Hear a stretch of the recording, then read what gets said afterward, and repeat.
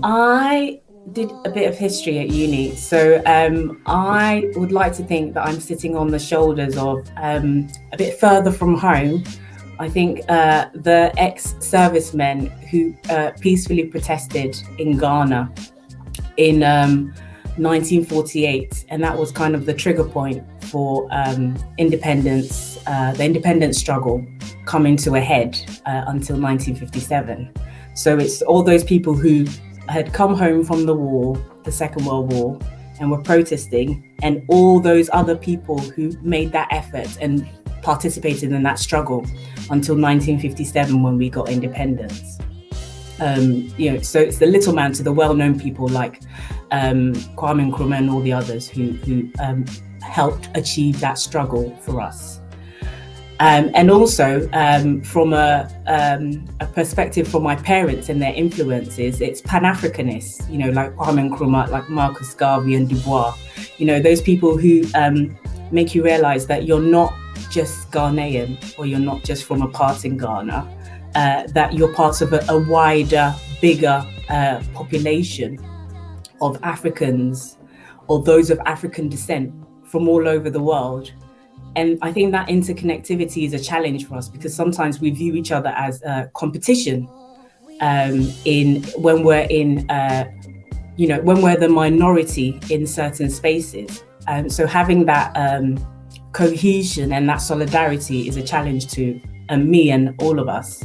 And from a female point of view, I think Yaa Asantewaa is a great role model for me. Having a woman who fought a war against British colonialists is just such a great story. And closer to home, it's my mum and my grandmothers, women who carried their families and who have helped make me who I am today. So those are the shoulders of the people I'm standing on, really. That's amazing. I love the fact that you have brought in education, history, context, framing. Let's forget all of this diaspora wars business. Let's see ourselves for who we really are. Yeah. And who we really are we're not Black. Yeah. We're all African. Yeah. We have different cultural stories, but the point is that we share something special. Love that. Yeah. That's powerful. Yeah. So going back to the shoulders, and because you've picked so many varied ones, which is amazing, thinking about inspiration, what have they done or what did they do that you wished you had? Now you can apply that either historically or you can apply that when I say in the present, you know what I mean? Like in your current life. Yeah.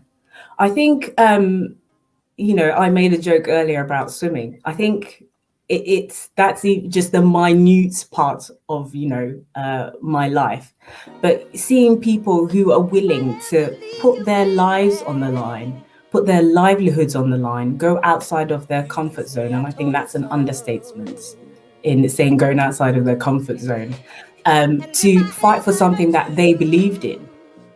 And this is from the independence fighters to even my mum or even my grandmothers, kind of going, okay, this isn't working, let's try another business strand. Or, our relatives who came to a foreign country, left the comfort of their homes, wherever they were, and came here. We complain when we go on holiday and we need a guidebook to speak a different language. Thankfully, most of our relatives who came were native English speakers anyway. But coming to this alien land and achieving what they achieved and actually being able to give birth to us and raise us in this, society that we call home now, but was completely, different for them. I think that is something that is to be applauded, because I don't think I could have done it.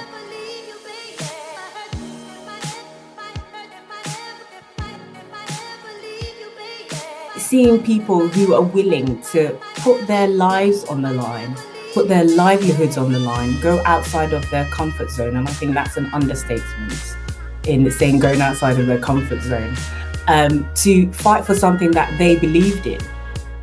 And this is from, the independence fighters to even my mum or even my grandmothers, kind of going, okay, this isn't working. Let's try another business strand. Or, our relatives who came to a foreign country, left the comfort of their homes, wherever they were, and came here. We complain when we go on holiday and we need a guidebook to speak a different language. Thankfully, most of our relatives who came were native English speakers anyway. But coming to this alien land and achieving what they achieved, and actually being able to give birth to us and raise us in this, society that we call home now, but was completely, different for them. I think that is something that is to be applauded, because I don't think I could have done it. You could have. It's just, I just think it's absolutely amazing. Whether you were invited here or not, it's still hard going, being so far from your family. It's yeah. And I know people migrate now, people are expats in different countries, but we have video calls, we have WhatsApp, Facebook, all these things that you can get to keep in touch. But I think one of the things that some earlier relatives used to do, they would record a tape message and send and post it. That was it. That was the only way to keep in touch, apart from letters. And that's completely alien to me, and especially in lockdown, I've had a little boy. I can make phone calls to family all over the world. So even though we're not in touch physically, we're in touch, at least through that. And just having that persistence and tenacity to battle through all of that. And then you have and again, another understatement, the challenges that they endured being here alone was also another thing. So apart from being from your family, you're facing rejection, you're facing repulsion, you're facing, division from even within people from your own country or from your own continent. That's another thing. But for me, it's the perseverance, it's the sheer bloody mindedness of I'm going to keep on going. And yeah, that persistence and that bravery is something that I respect a lot. And I think for the Pan-Africanists, for me, the challenge is the interconnectivity and the solidarity as well.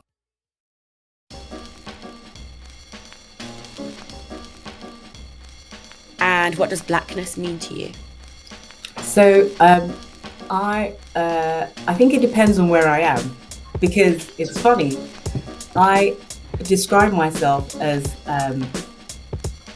British Ghanaian, but for years, if I were in England, I'd describe myself as Ghanaian, and if I were in Ghana, I'd describe myself as British.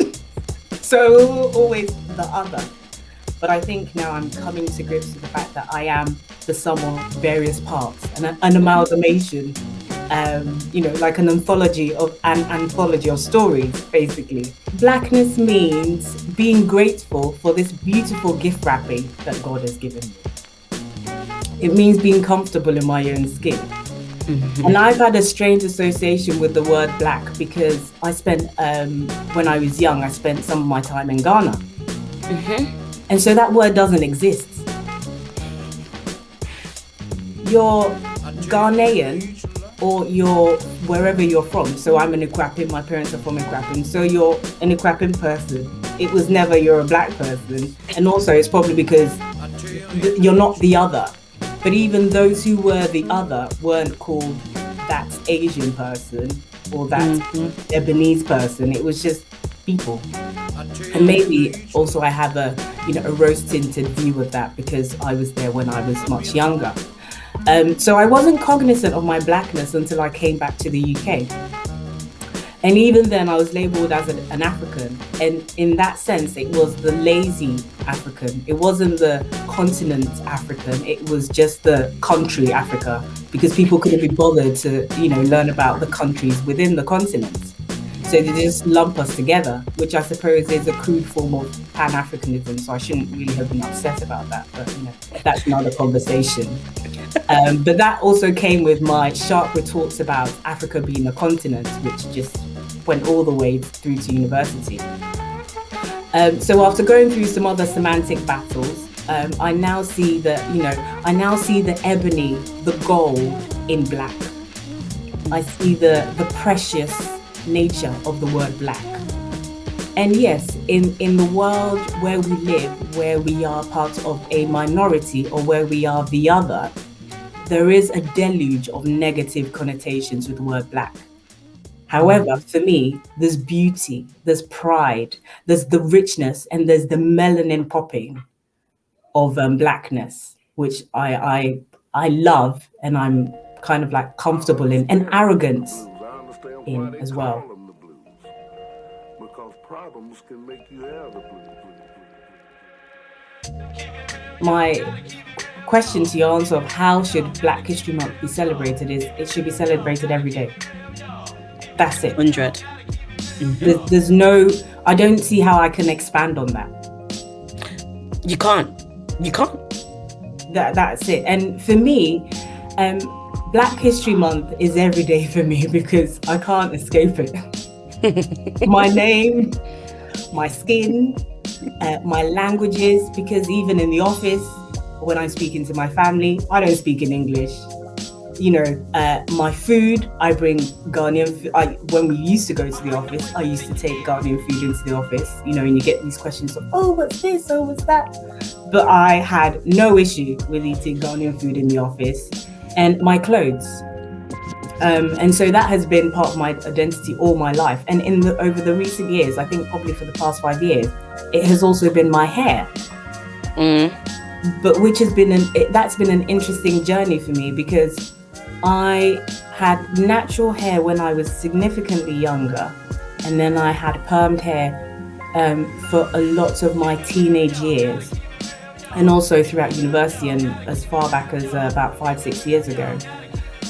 So I coasted through school and my early profession, having the European acceptance.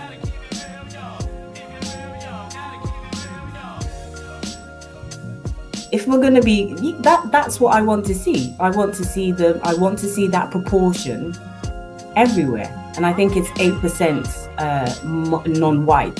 So then I want to see 8% of non-white people everywhere. And let's not forget, it's like 30% in London directly. Yeah. So I want, and I'm not saying that in Derby where there are more sheep than humans. It should be careful about Derby, because Derby is like where, like, pretty much I could never touch a black or mixed race person, there, because that's my family. Yeah. So but actually, I made a mistake. I didn't mean Derby. I meant Durham. But less populated areas. Yeah. But I think that it should be a bit more relative to the population.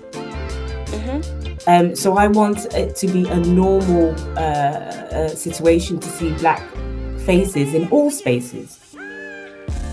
That's what I want.